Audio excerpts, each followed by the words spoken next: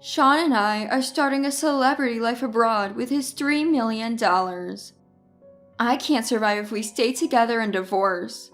Want to know our address? Lick my shoes first. What? What are you talking about? What do you mean? I couldn't make heads or tails of what Sissy, my mother-in-law, was saying. There was no sign of her preparing for a life abroad or saving money. So, as I was saying, Sean got his hands on $3 million. We're set for a lavish life overseas, just the two of us. Why would my husband Sean go abroad? And what's this about $3 million? Why are you so curious? Well, if you're that desperate to know, maybe if you lick my shoes and beg, I might tell you. What kind of thing is that to say? Where's Sean? We're living the high life with Sean's $3 million. You're no longer needed. I was stunned by Sissy's words. How could Shauna suddenly acquire $3 million and live luxuriously abroad? And Sissy talks about it so frivolously, as if I were an outsider. My heart was filled with anger and anxiety, but I needed to stay calm and understand the situation. How on earth did Sean come into such a fortune? Could that $3 million possibly be? I'm Mariah. I work as a manager at a major IT company. I met Sean in the same department and was drawn to his bright personality, leading to our marriage. In the beginning, Sean's parents warmly welcomed me. Our daughter Rothy is now 14. I grew up in poverty with parents who were a bad influence. Having faced tough times, I'm committed to raising Rothy with deep love, balancing work and home life. But then, Sean was assigned to a project in a remote area and had to go there alone. I'm worried about living with Rothy without you. It's tough managing work, household, and Rothy. I've got an idea. Let's have Mom come over to help with chores and childcare. That might be a relief. That's how I agreed to live with Sissy. Mom, when will Dad come back? Rothy asked. He'll be in the countryside for a while. But don't worry, Grandma is coming to stay with us. And so Sissy moved into our house. Little did I know that this decision would become my biggest regret. You're working late again today. This is why women who don't care about their families are... As soon as I returned home from work, Sissy's words hit me like a dagger. Sissy, I have a job too, and I'm taking care of Rothy. I retorted, but Sissy was unconvinced. In my younger days, family was everything. The thought of working outside was unimaginable. Then, on a day Rothy brought home good grades, Sissy said, It would have been impossible with just you. It's all thanks to me. What's your purpose even? Aren't you unnecessary? Despite me teaching Rothy most of her language and math, and Sissy only helping with home economics homework, when I slightly messed up the seasoning in a dish, Sissy criticized. Your homemaking skills, especially cooking, need work. How did you and Sean manage before? Sissy, I'm doing my best, and everyone has their own way of managing household chores. My frustration reached its peak. Make sure you educate her properly. Sissy even started complaining to Sean. Mom, Mariah is working too. Try to understand a bit. Sean said trying to reason with her, but it wasn't enough for me. Living together, my relationship with Sissy steadily deteriorated. With Sean far away, I felt increasingly isolated. One day, I called Sean for advice. Hello? Is now a good time? Yeah, it's fine. What's up? It's late.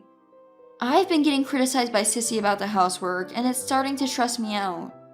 Sorry, Mom's always been a bit harsh, but she might have a point. Don't worry too much, just go at your own pace. Taking some comfort in Sean's words, I resolved to persevere in my daily life. I spent my days longing for Sean's return.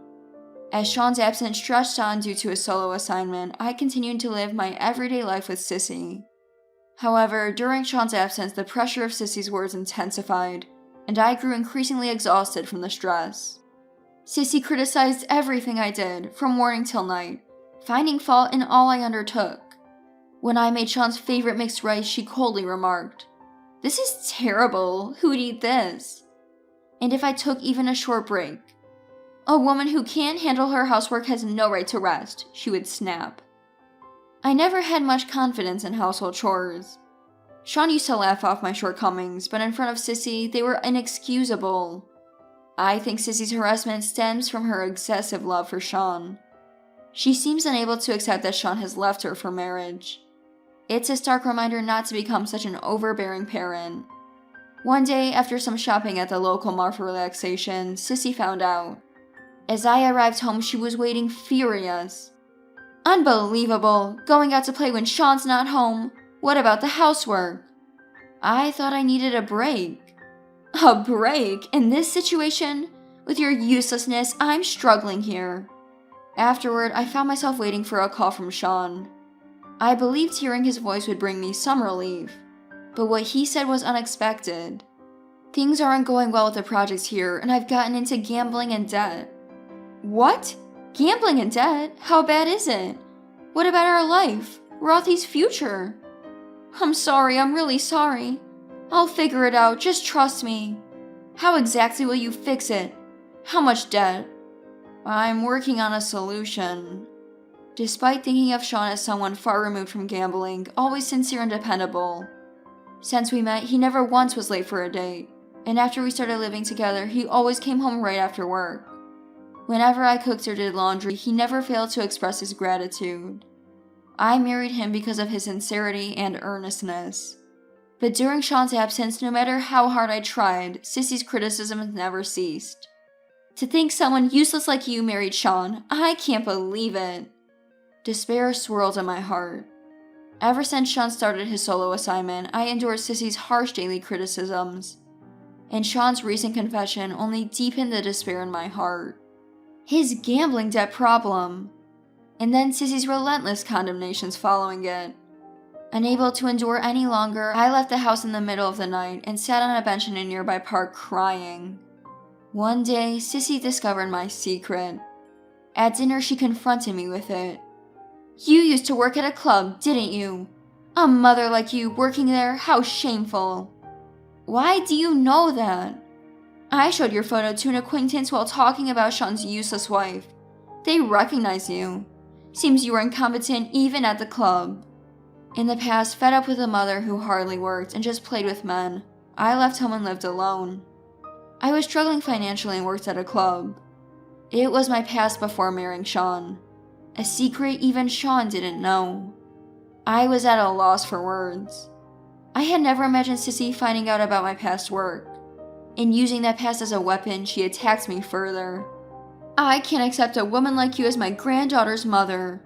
I'll tell Sean and get you thrown out of the house. My heart sank further into despair. My marriage to Sean, all my efforts, and our future together. It all felt like it could be taken away by Sissy's single statement. Contacts from Sean became even more infrequent. I feared that doubts and mistrust were growing in Sean's heart towards me. One night, I reflected on my life in my room, meeting and marrying Sean. The current situation and the endless condemnations and attacks from Sissy. I felt I couldn't take it anymore. I'm at my limit. Muttering this, I left the room and walked into the night. The night streets were as dark and lonely as the despair in my heart. Sissy's words echoed in my mind. My past, my secret, and my present, all targeted by Sissy's criticism. I sat on a bench in a park late at night, looking up at the sky. There were no stars in sight. My heart was equally shrouded in darkness. Suddenly, someone approached. Mom, you're here? Rothy sat next to me, holding my hand. Mom, don't worry about Grandma. You're working hard in an IT company. It's proof of your struggle to live. Thank you, but maybe Grandma has a point. Mom, Grandma is trapped in old values. In this era, no matter what job you've done, you should be proud of it. I'm proud that you worked at a club. Really? Yeah, because you've always worked hard for our family, no matter the difficulties. Don't be swayed by Grandma's words. Rothy's words warmed my heart and tears fell. Mom, you're working hard in IT now. That's impressive enough. No matter what Grandma says, I'm on your side. I was filled with gratitude for Rothy. Her support gave me new hope that I could overcome any difficulty. I took a deep breath in front of the pile of documents in Sean's study. Carefully reviewing each one, I began to unravel Sean's secrets. Bank statements, credit card bills, loan contracts. The details of Sean's financial transactions gradually became clear. Why did it come to this? Receipts from gambling venues kept appearing. Horse racing, pachinko, casinos. Thinking about how much money Sean had spent on these made my heart ache. Next, I turned on Sean's computer. The password was his birthday, reversed. Hale's mailbox was filled with urgent emails from financial institutions and messages from friends demanding repayment. There were also many advertisements from gambling sites. I decided to calculate the total amount Sean had gambled away. The result was a staggering $3 million, far beyond my expectation. Confronted with this sum, I momentarily panicked. But there was no time to despair. I began to plan securing funds for our living expenses. I calculated the expected amount from selling valuable household items in my savings, plus what I could save from my salary. I continued my investigation, which financial institution Sean borrowed from and how much. To get details, I contacted banks and obtained credit information in Sean's name, working tirelessly every day. A few days later, I had a plan. I devised a way to repay Sean's debts and started preparing for a life without relying on Sissy. Leveraging my IT experience, I decided to take on freelance projects. A few days later, I created a portfolio and registered on a freelance job website. Soon after, I received my first client request. This would help with our living expenses. In between work, I reviewed our household budget. I canceled unnecessary subscriptions, cut wasteful spending, and researched budget-friendly recipes. I successfully reduced our daily food expenses. Following tips from local mom friends, I tried selling at a community flea market. Selling my branded items and unused appliances, I made a decent income. Weeks later, my freelance activities were going well, and I felt the stability in my income. My bank account now had enough to cover our living expenses. When I got home, Sissy's belongings were gone. At the same moment, my phone rang. It was Sissy. "Are you home already? Did you see our stuff?" "What do you want?" "Sean and I are starting a celebrity life abroad with his $3 million. We can't live here if we divorce. Want to know our address? Lick my shoes first." I couldn't help but laugh. Actually, that $3 million is debt. Stop joking. Sean couldn't possibly have that much debt. It's hard to believe, but it's true. In Sean's study drawer, there are transaction records and contracts from banks and financial institutions, credit card bills, and his PC has urgent emails and messages about gambling. If you don't believe me, check for yourself. That's a lie. It's the result of Sean getting into gambling. Horse racing, pachinko, casinos. Adding it all up, it's $3 million. I just sent you photos on WhatsApp as proof. Take a look. I had no idea about this. He probably didn't want you to know. But the fact remains. I was thinking about how to handle this huge debt, but I guess I don't have to worry about it now, do I? Sissy stayed silent for a moment, then sighed. I had no idea. I don't know what to say. I hung up without saying anything. I resolved to start a new life. Shocked by Sean and Sissy's actions, but now I have no choice but to move forward for Rothy and myself. Later, Sean called. I'm sorry. Really sorry. His voice was quieter than I'd ever heard, almost crushed. But his voice did not quell my anger. How did it come to this? Because of you, our family is falling apart. I didn't think it would come to this, but when I decided to go abroad with Mom, I couldn't see a future with you and Rothy. I was dumbfounded by his words. Couldn't see a future? Your carelessness and lack of planning brought our family to this. I know, but it's too late now. I have a promise with Mom. A promise? At the cost of Rothy's future for your own paradise? Sean was silent for a while. Did you really love our family? I did, but now... His voice trailed off, and I heard him crying. Don't hurt us anymore. Rothy and I will live on our own. I'll forget about you. Sean didn't respond. I could only hear his crying on the other end. I gently hung up. The reason Sissy mistook assets for debt was a sudden $3 million bill that arrived at home. She mistook the bill for a lottery win. They pursued their dream of moving abroad, with Sissy bringing the idea to Sean. Sean, unaware of Sissy's misunderstanding, thought starting a new life abroad could be an escape for his debt problems, so he accepted the proposal. Mistaking a bill for a lottery win notice. I then started looking for a lawyer, harboring my anger towards Sean. I began preparations for a divorce, claiming compensation and child support. This marked the start of a new life. A life for me and Rothy, independent of Sean and Sissy. I consulted with a lawyer about the divorce settlement and child support claims. During this time, Rothy and I spent a lot of time together, and she became my strong supporter. She understood my decision and chose to stay with me. Hearing her words, I felt rewarded for the hard times I endured with Sean and Sissy, and tears welled up. Meanwhile, Sissy and Sean struggled with their life abroad.